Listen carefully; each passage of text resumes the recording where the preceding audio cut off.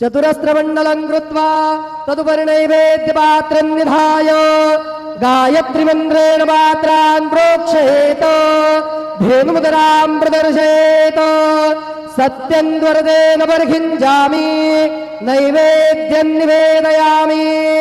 ॐ प्राणाय स्वाहा ॐ अपानाय स्वाहा ॐ व्यानाय स्वाहा ॐ उदानाय स्वाहा ॐ समानाय स्वाहा ॐ ब्रह्मणे नमः। नैवेद्यमध्ये पानीयं समर्पयामि पुनर्नैवेद्यं निवेदयामि।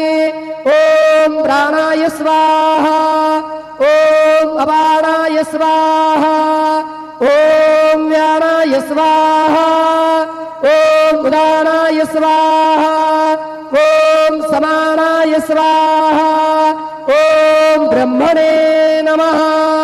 नैवेद्यं समर्पयामि हस्तप्रक्षालनं समर्पयामि मुखप्रक्षालनं समर्पयामि शेषोपचारार्थे प्रार्थनापूर्वकं नमस्कारं करोमि तथा च मंगल आरार्तिक्य दीपं दर्शयामि।